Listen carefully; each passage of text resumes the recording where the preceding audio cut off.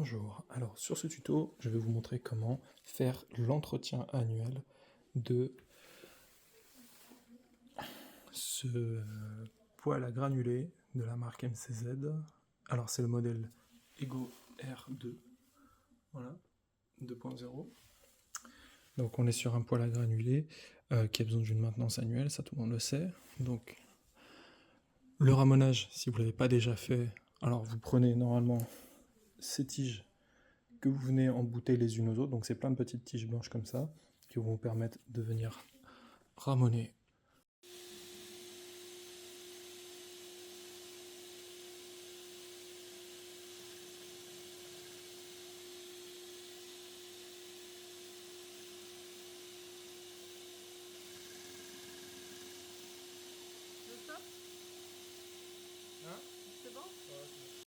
Voilà, une fois que vous aurez fait ça, vous faites également la colonne qui est à l'intérieur du poêle, qui est raccordée jusqu'à l'hélice. Donc, comment ça fonctionne? À l'intérieur, vous avez un système. Alors, en regardant par l'arrière, vous imaginez comment c'est à l'avant.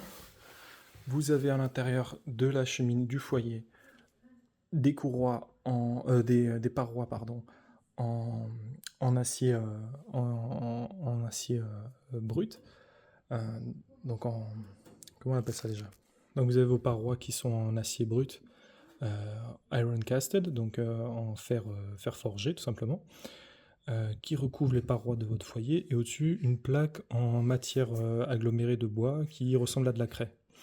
Vous aurez besoin au préalable de tout nettoyer à l'intérieur, voilà. Ces parois, en fait, c'est là que va cheminer dans la cheminée le courant d'air chaud qui va d'abord traverser les deux parois, puis ensuite redescendre derrière les murs en fonte. Voilà, en fonte, c'est ça que je voulais dire. Vous avez 3 parois en fonte normalement, et circule derrière le flux de chaleur chaud avec les cendres.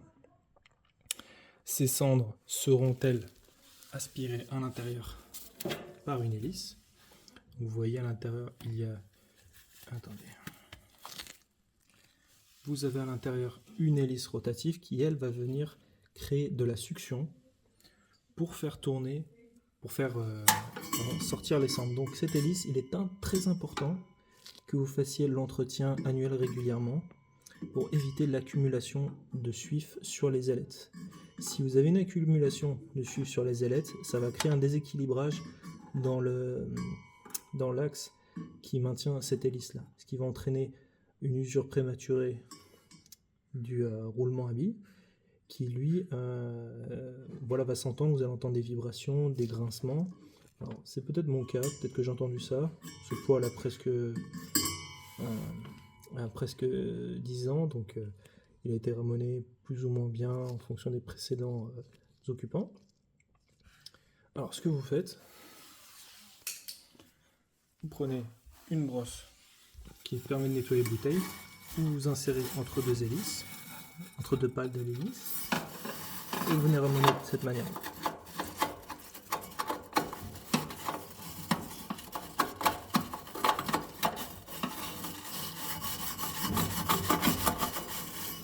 Voilà, donc comme je l'ai déjà fait au préalable, normalement vous avez toute la poussière qui est tombée. Et si vous voyez des croûtes, il est nécessaire de venir nettoyer ces pales d'hélice, ainsi que la cavité si vous y parvenez, plus ou moins bien.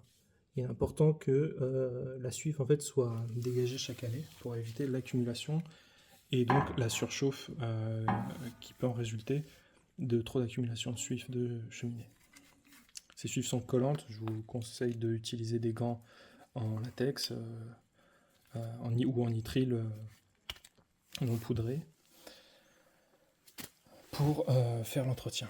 Donc on a également ici, chose importante, ce petit ventilateur. Donc ce ventilateur là, lui, il va venir prendre l'air chaud sain, celui qui n'est pas contaminé par des feux de cheminée, enfin par des combustions de cheminée, et va venir le répartir dans votre pièce. Donc il va traverser à travers les grilles, il va traverser à travers tous les orifices, l'air chaud, et le partager dans votre maison. Donc assez simple, vous pouvez le faire à la brosse comme ça. Et avec un aspirateur même avec une brosse, ça fera largement l'affaire.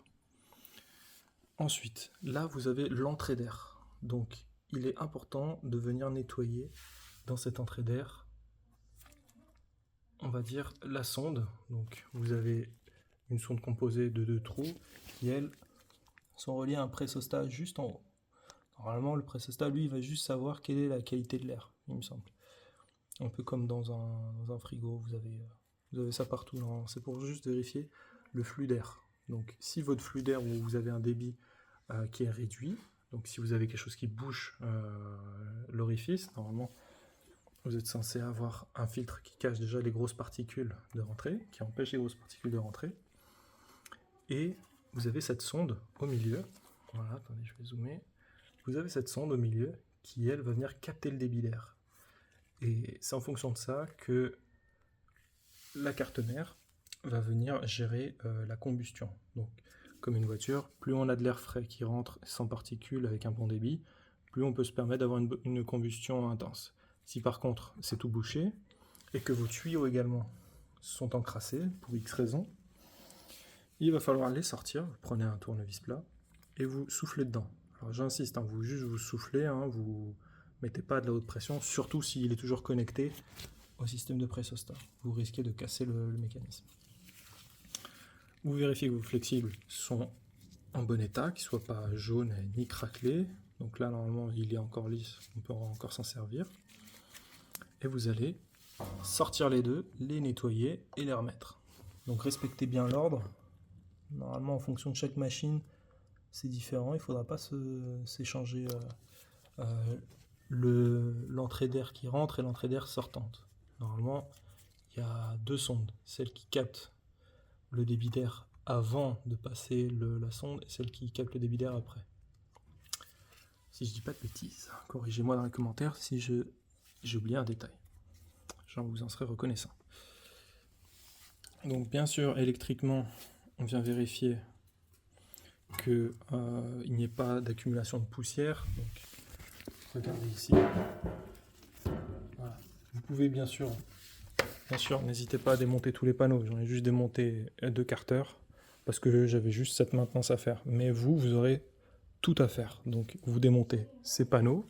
Par en haut, vous dévissez les vis. C'est des vis autoforantes. Donc vous les dévissez jusqu'à ce que vous ne puissiez plus les faire sortir et ensuite vous tirez dessus. Donc vous les retirez, c'est emboîté sur des petites encoches, donc vous venez les soulever. Voilà, vous les soulevez, vous faites sortir les parois. Et ça vous donnera accès à ce côté-là. Donc vous, ce que vous avez besoin de savoir, c'est est-ce que mes câbles sont bien connectés? Est-ce que j'ai un câble qui ne présente pas des brûlures, des craquelures? Vérifiez absolument l'état des gaines. Si vous avez un câble qui, pour X raison, a surchauffé, ça peut engager la sécurité de votre appareil et donc engager également la garantie d'assurance qui en suit. Moi, ce que j'ai remarqué, c'est que pendant une précédente maintenance, ce qu'on a tendance à se retrouver comme problème, c'est cette colonne de gaz, d'échappement de gaz, qui vient s'écraser exactement ici, et qui vient sectionner le câble avec la gaine isolante. Donc les gaines rouges, gardez en tête, c'est des gaines hydrofuges. Donc quand vous voyez des fils avec des gaines rouges, ça veut dire que l'équipement est protégé contre la chaleur, à une hauteur de, je sais plus, 400, non, je sais plus combien de température, peut-être 170. En fonction des câbles, c'est spécifié, normalement c'est écrit dessus. Non, pas écrit sur cela, mais ça résiste à la chaleur. Donc vous allez vous retrouver avec des connectiques, voilà, tout à fait communes, connectiques électroniques. Ça, c'est la bougie. Donc ça, c'est ce que vous retrouvez dans le four, vous savez, dans le foyer, le gros foyer en fonte. C'est ça qui va venir créer votre bougie d'allumage. C'est ça, c'est une bougie d'allumage qui, elle, va venir chauffer à haute température votre granulé qui va permettre de s'enflammer. Mélangé avec ça, avec l'influx d'air juste à côté, ce qui va permettre de créer un départ de feu. Une fois que vous avez vérifié votre carte électronique, normalement tout va bien, il n'y a jamais à y toucher. Il faut juste vérifier que les câbles de terre n'ont pas subi de dégâts. Il est important que la terre soit connectée à tous les appareils. Vérifiez également que vous n'avez pas de câbles qui passent dans le cheminement des parties mobiles. Moi, j'ai retrouvé mon câble qui était à peu près comme ça et qui pouvait frotter avec les LED. Donc, il est important de prendre un petit résistant ou alors de leur refaire un passage en les mettant, voilà, cachés derrière la plaque pour éviter que il soit usé par les parties mobiles et surtout de créer un court-circuit, ce qui pourrait être grave. Donc, même si voilà, vous avez le droit, par exemple, vous avez le droit de prendre la fiche de terre, voilà, passez votre câble proprement, faites-le passer un étage en bas. C'est une prise de terre, c'est juste pour éviter que on ait l'électricité statique qui se condense sur l'appareil et que vous preniez une décharge ou qu'un appareil électronique soit endommagé à cause d'une surcharge de tension. Cette pièce-là, on est sur la vis sans fin qui permet à votre granulé d'être nourri dans le foyer. Donc vous la retrouvez ici en fait. Alors on la voit pas, mais c'est la vis sans fin que vous avez probablement dû observer quand vous aviez plus de granulés, qui va venir nourrir votre foyer avec la quantité de grains nécessaire à la combustion. Donc c'est par un calcul électronique qu'il détermine que si je n'ai plus de température et que par exemple si je suis en mode boost, on va dire au max, s'il détermine qu'il a besoin d'aller au max, il va faire tourner cette vis sans fin plus fréquemment. Donc on est là sur un modèle, sur un système qui n'est pas structurel, donc pour éviter sûrement les bruits de résonance dans la masse, également peut-être pour faire une protection mécanique en cas de résistance, si par exemple un objet solide tombe et que la vis sans fin se bloque. C'est pour sûrement éviter qu'on ait une résistance trop forte et que ça vienne casser le matériel. Donc vous avez ici votre axe, vérifiez juste que la vis est bien serrée. Voilà. Je ne sais pas si vous le voyez bien. Venez vérifier que cet axe... Attendez. Vérifiez que votre arbre est bien connecté, bien vissé au moteur. Voilà, donc c'est par le biais de cette petite vis au fond, c'est par le biais de cette vis à droite qu'on vérifie que vous êtes toujours connecté au moteur. Voilà.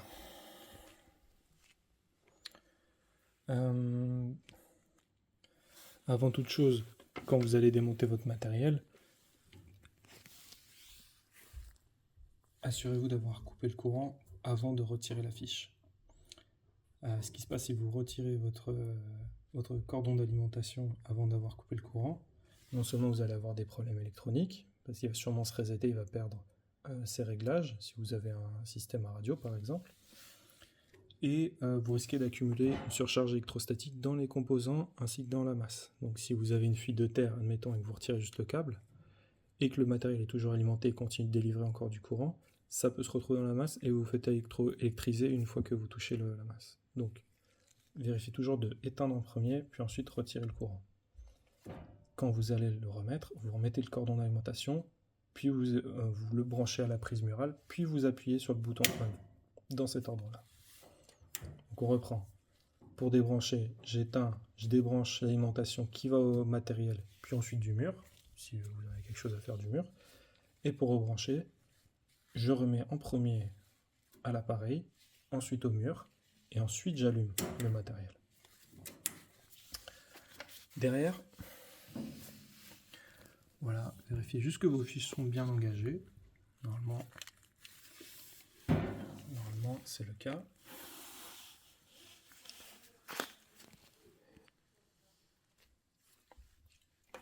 Je reviens vite fait sur les tuyaux d'air. Quand vous les sortez pour les vérifier, Ne les sortez pas les deux en même temps. Faites-le un à la fois, parce que sinon vous risquez de vous tromper de trop. Pour éviter ce problème, juste procédez par étapes. J'en fais un seul à la fois. Bon, fort heureusement, j'ai démonté cette paroi. On va pouvoir observer le circuit imprimé ainsi que le pressostat. Donc j'étais en train d'essayer de remettre ce tuyau de pression quand j'ai fait bouger le pressostat. Donc il était, voilà, je l'ai fait sortir de son support. Donc il est juste emboîté. Hein. Donc on lit que c'est un pressostat 25 millibars maximum et la puissance minimale 0,3 millibars. Bon, ok. Voilà, donc là vos tuyaux, vérifiez juste qu'ils sont en bon état.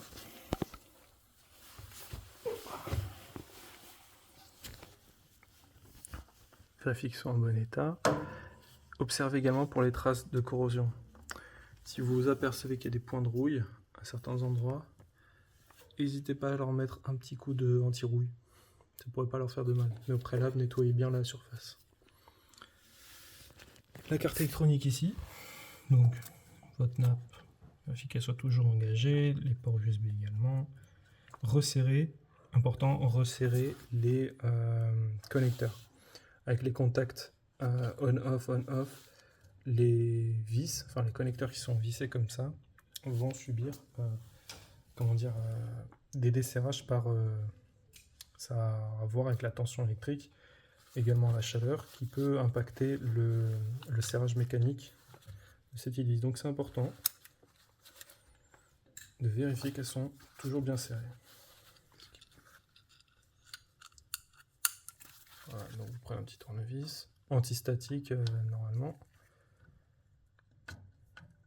Attendez. Voilà. On va le débrancher. Et vérifier que vous êtes bien. Voilà, c'est serré. Ok, c'est serré. On remet. Clic. Hop.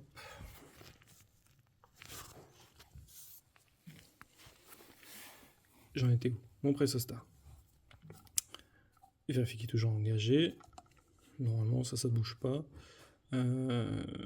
Pour le fonctionnement, je vous invite à voir sur internet comment ça marche. Moi non plus, je sais pas trop comment ça marche. En gros, ça sert à envoyer une information de débit d'air. C'est tout. Sûrement par le biais d'une résistance ou d'un phénomène mécanique qui va changer le comportement d'une tension et qui va informer, qui va traduire ça à la carte mère, qui lui donnera une information de débit d'air qui lui permettra de gérer la combustion. Voilà, en démontant cette sorte de sniffer, on s'aperçoit qu'il y a de la poussière. Donc on va venir faire un peu le ménage ici. Alors n'hésitez pas à tout démonter. Voilà, ça vient gentiment comme ça. Et là on s'aperçoit de quoi? Que notre sniffer peut être encrassé par la poussière. Donc venez le brosser, venez le nettoyer. Voilà, pour que ici dans la trompe, qu'il y ait un passage d'air, propre. Voilà, on s'aperçoit que tout est propre. Ça c'est l'air qui va rentrer dans la chambre de combustion directement. Vous voyez ici, ça va directement au foyer. Alors comment ça aspire? Encore une fois, je vous le rappelle, c'est grâce à la petite hélice qui est au fond, qui elle va créer un vide et qui va envoyer, enfin qui va venir chercher les gaz ainsi que l'air par la trompe ici.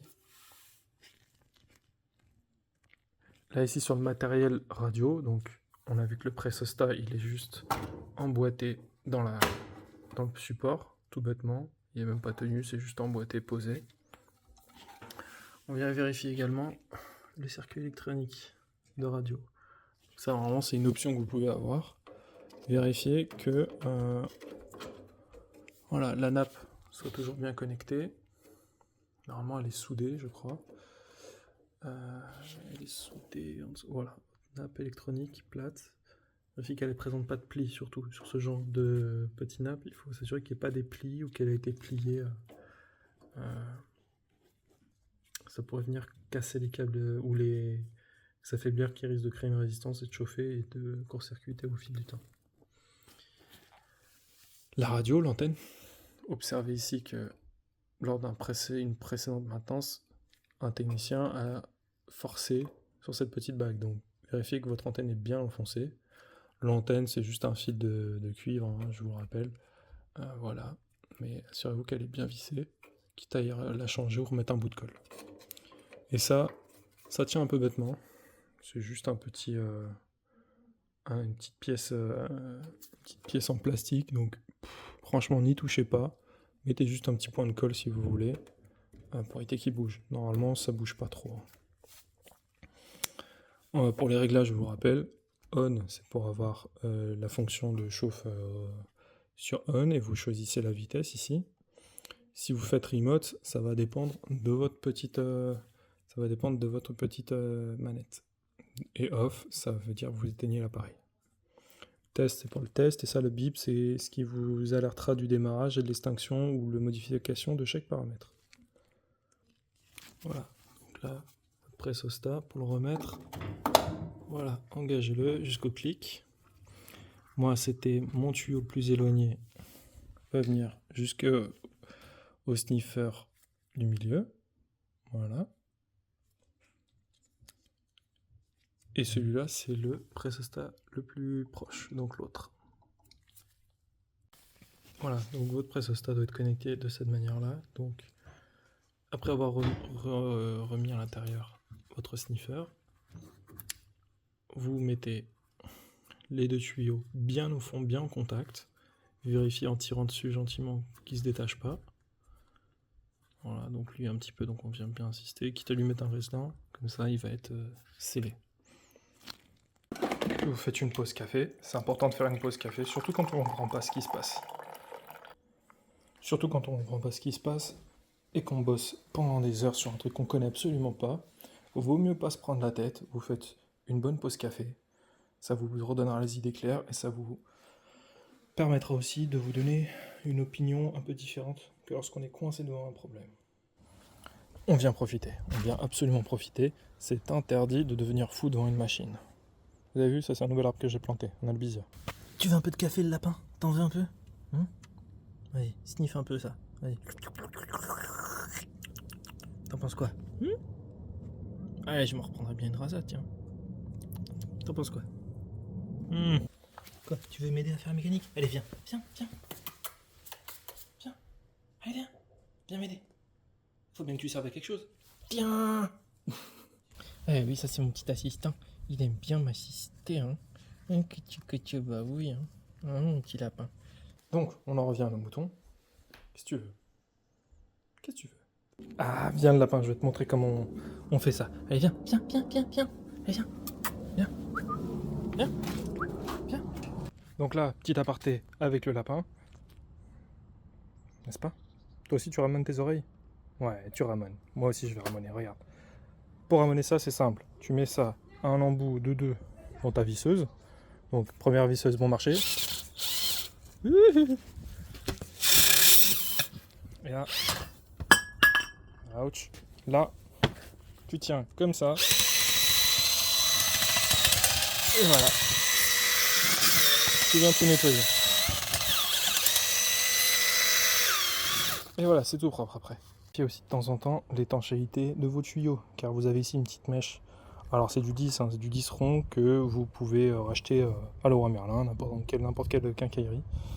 C'est de la fibre de verre qu'il faut coller. Donc si vous voyez que ça fait plus l'étanchéité, quand vous mettez les deux emboutés, et que vous voyez que par exemple il y a du gaz ou de la poussière qui remonte par ici, c'est-à-dire qu'il est temps de les changer.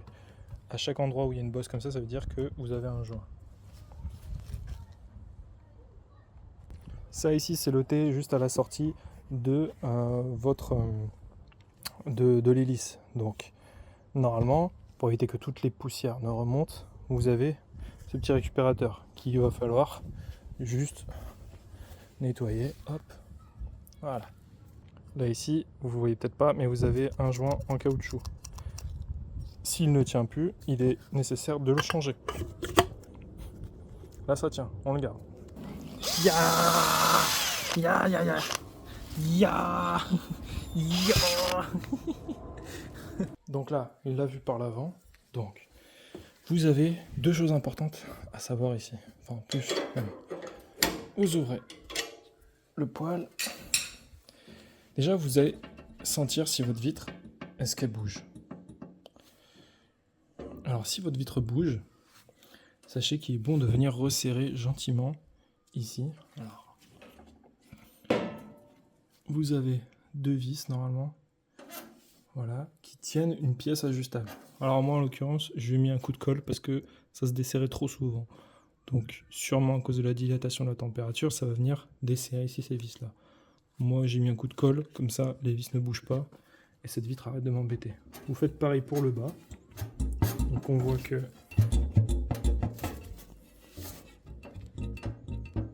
ça bouge. Donc, on vient lui remettre un petit coup de serrage.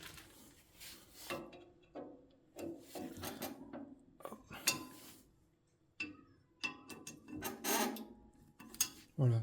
Si c'est pas suffisant, il va falloir tout démonter et voir pourquoi notre vitre, est en train de bouger comme ça. Peut-être c'est normal, peut-être ça ne l'est pas. Ce joint-là, il va falloir le changer. Chaque année, vous voyez, il se tasse et il ne fait, au fil du temps, plus son effet. Donc c'est de la fibre de verre. Ce qu'il va falloir faire déjà, c'est porter des gants, bien sûr. Et on va venir le sortir. Voilà, alors attendez. Hop. On vient le sortir. Hop. Attention à ne pas respirer ça, c'est dégueulasse. Et ça fait mal au poumon. Voilà.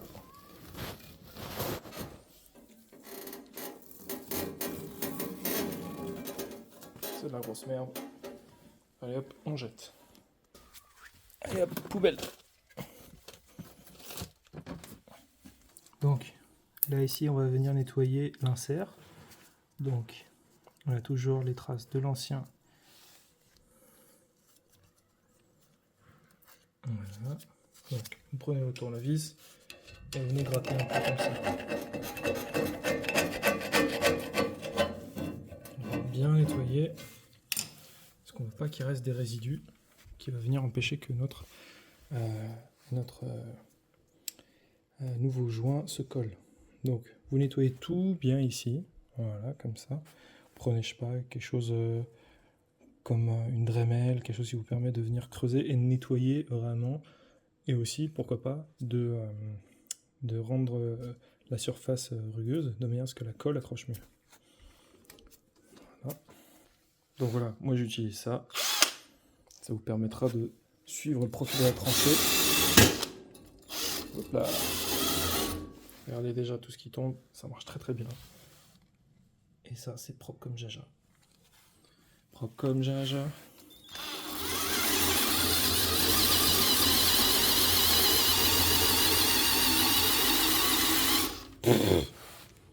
Quand vous faites ça, il vous faut une paire de lunettes.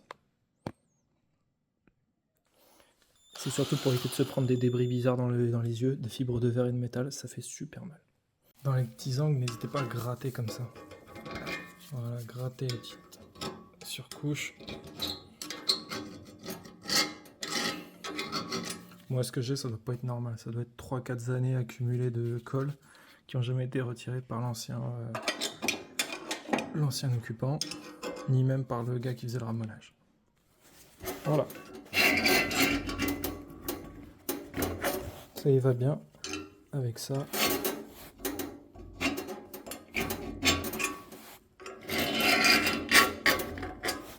Voilà. Le petit coup à la meuleuse, c'est juste pour donner un effet de propreté.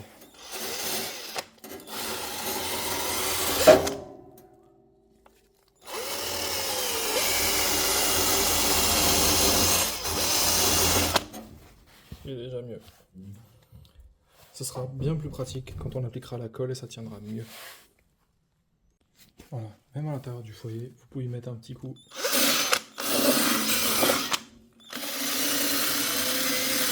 Alors certains vous diront oui, mais le suif va protéger la fonte de la rouille, blablabla. Ça fait pas du mal un petit coup par an de venir nettoyer toutes les scories parce que à l'intérieur, vous avez le foyer en métal. Mais ce foyer, c'est là où se trouvent quelques petits morceaux. Voilà. Quelques petits morceaux de... Alors on appelle ça des Iron Forged Slag. Donc c'est des morceaux de métal fondu. C'est des morceaux de métal un peu bâtards qu'il faut venir nettoyer de temps en temps. Donc mettez-y un petit coup. Ça va permettre en fait de retirer ce que vous voyez là. Vous voyez ici? Alors moi, je l'avais déjà nettoyé courant décembre dernier, donc il n'y a pas beaucoup de résidus, et vous pouvez retrouver avec des résidus énormes de fer fondu, parce que normalement dans le bois, il y a aussi un petit peu de fer, donc au fil du temps, ça va créer ici une accumulation, et il va falloir le retirer pour libérer chaque trou, pour permettre une bonne aération du combustible. Ah, vous voyez, vous en avez encore. À faire, là, on vient nettoyer la bougie. Donc, voilà, vous venez dégager l'endroit où ça chauffe de votre foyer. Les parois, vous savez les démonter, vous venez tout démonter. Donc, je tire vers le haut. Je tire vers le haut et je la retire. Voilà, donc elle est un peu crado. Vous pouvez la nettoyer. Donc, moi, j'ai passé un petit coup de Dremel déjà. Et puis, vous venez nettoyer aussi les parois. Donc,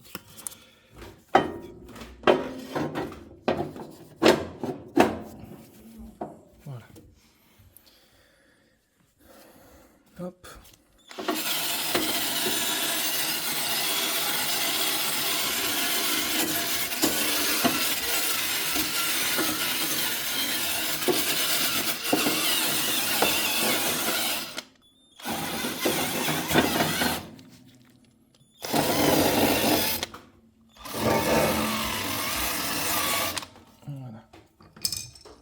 Voilà.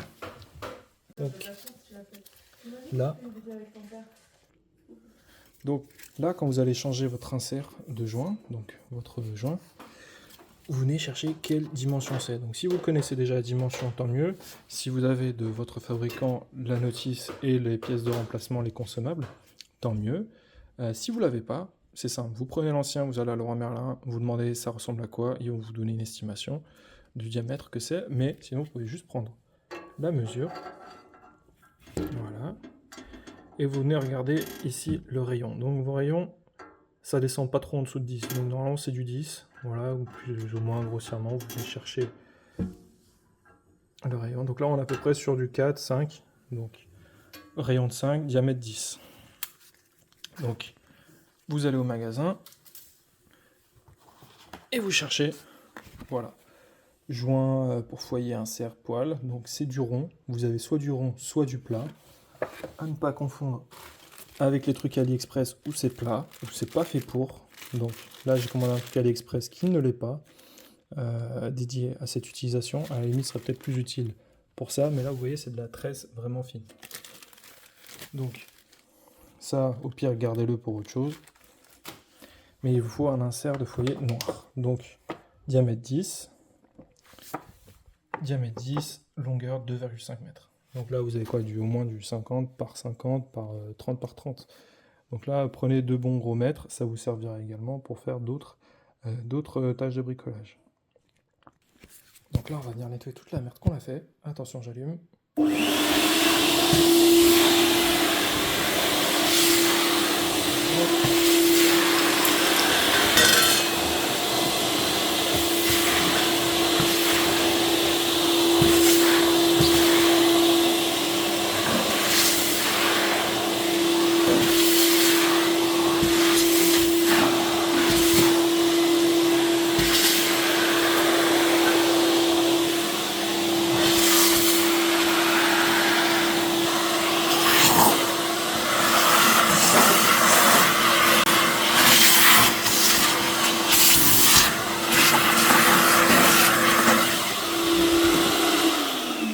Donc là, quand vous démontez votre vitre, pour venir ajuster ici l'ouverture, ce qui peut causer des mauvaises combustions, si par exemple il n'y a pas un vide qui se crée et que l'air rentre par ici, ça va créer une mauvaise combustion là-bas. Donc c'est tout con, il faut venir plier, voilà, les petites pattes ici qui vont tenir votre vitre et la coller contre le joint.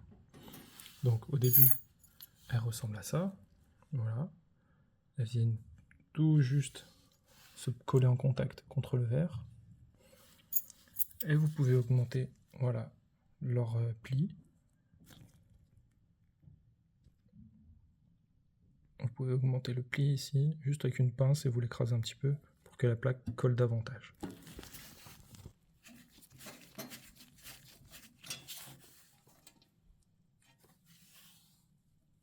D'abord, vous présentez votre pièce, vous la positionnez et là vous serrez.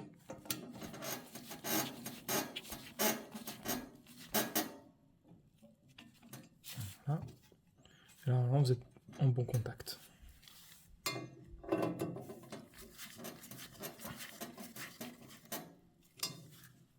Et là, votre vitre, elle ne bouge plus. Bien sûr, vous pouvez utiliser de la colle cyanoacrylate pour venir sécuriser vos vis. Voilà, si vous avez peur qu'avec la chaleur, pareil, elle se détache, ce qui n'est pas censé être le cas parce qu'ici vous n'avez pas trop de chaleur à ce niveau-là. Vous en avez plus dans la partie supérieure, au-dessus des flammes. Ici, ça va être à moins chaud. Vous pouvez verrouiller celles qui sont en haut. Alors, on ne les voit pas. Vous pouvez verrouiller celles qui sont en haut. C'est ce que j'ai fait. Voilà. Et là, ma vitre, elle tient. Voilà. Et celui du bas, j'en ai pas mis, mais si vous voulez en mettre, allez-y de bon cœur. De la Loctite spéciale pour les vis, ou alors de la colle cyanoacrylate. Voilà.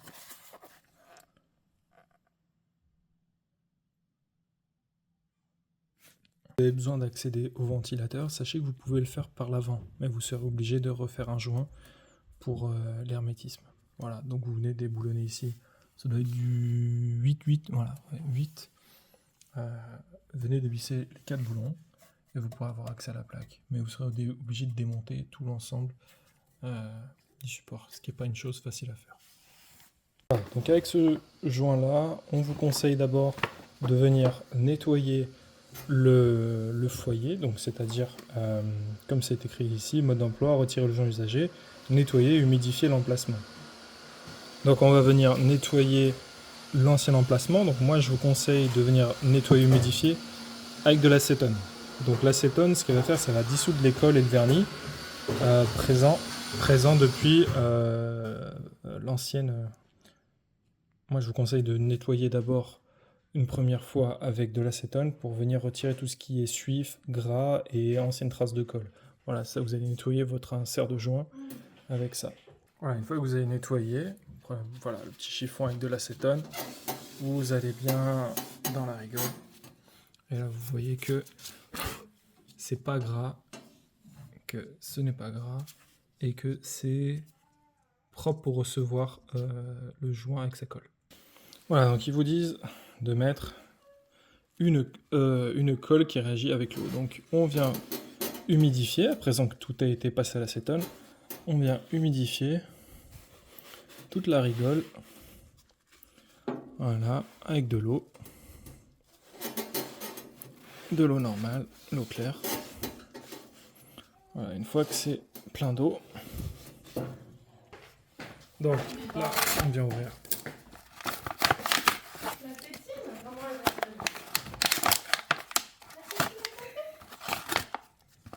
Voilà.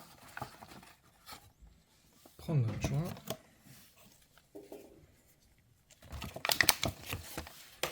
Alors c'est de la colle à poil et insert.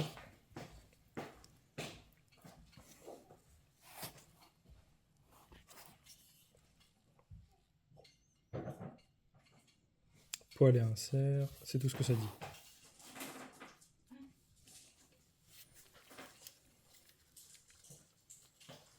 Voilà, donc on vient dévisser et on vient appliquer la colle. Ah, ça coule de partout.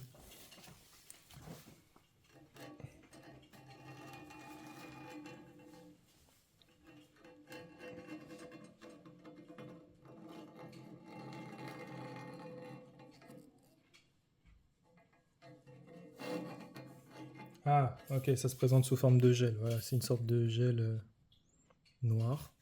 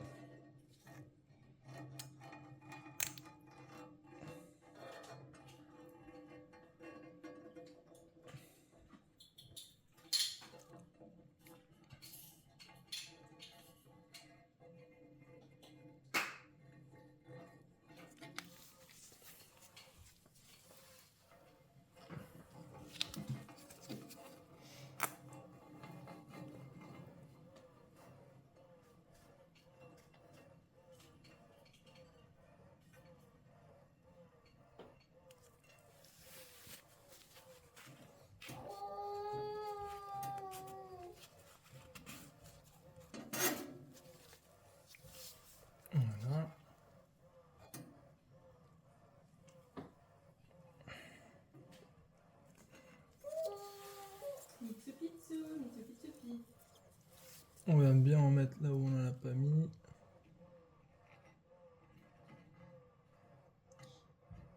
Attention. Il est parti. Voilà.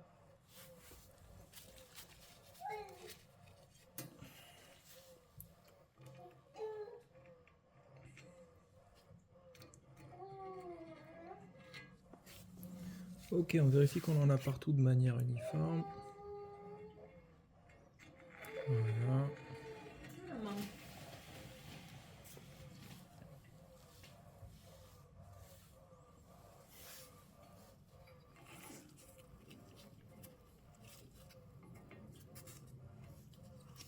Voilà. On va fermer ça. Et on vient dérouler notre insert. Donc il va falloir penser à coller les bouts ici. Donc on va faire notre jointure, je dirais en bas, c'est ce qui est le plus prudent.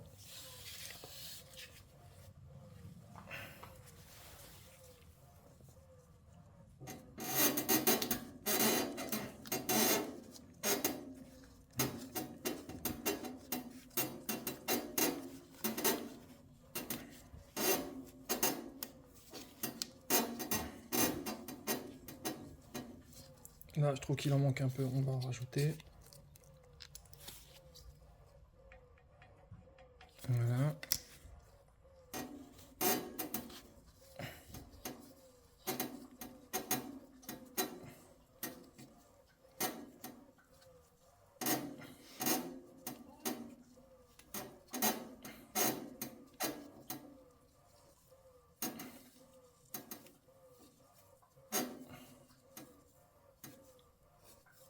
Voilà. Bien au fond.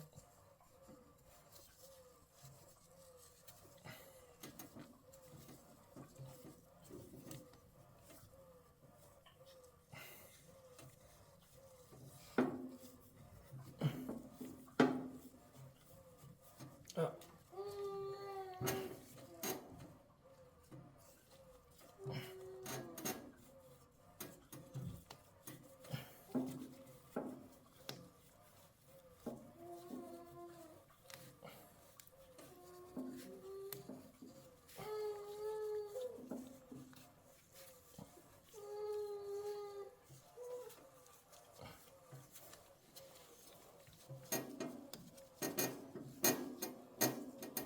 Et là, on va faire une petite coupure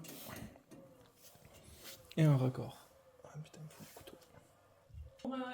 Allez, et maintenant ici on coupe. Alors, coupez, voilà, à mesure que vous rejoignez l'autre. Voilà, on va faire comme ça. Prenez un peu plus, c'est pas grave. Voilà, on va venir enlever les effilochages. Et on va appliquer la colle sur les deux extrémités. Hop. On va venir ouvrir l'autre un peu.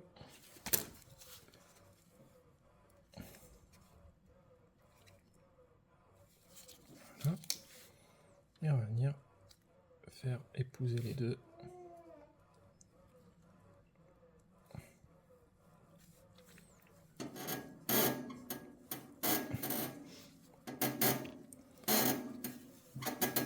Voilà.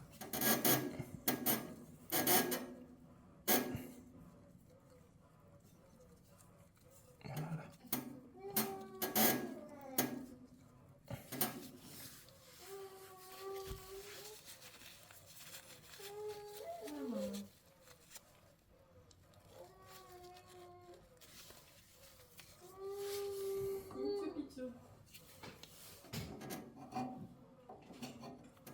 Tu vas prendre juste un petit. Ouais, vas-y.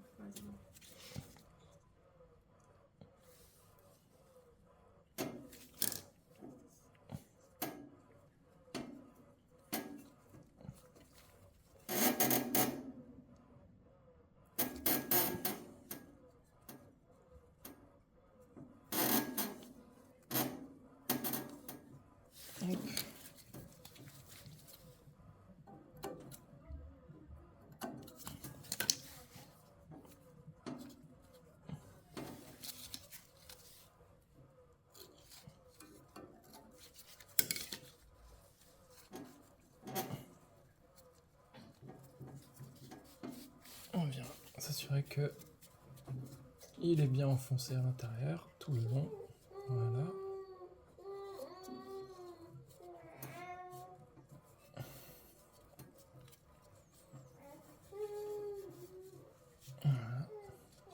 Adam.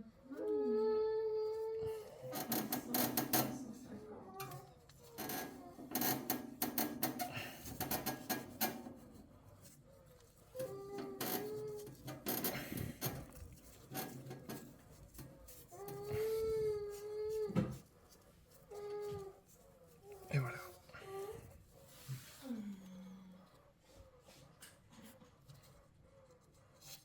Et là, on laisse reposer 2 heures.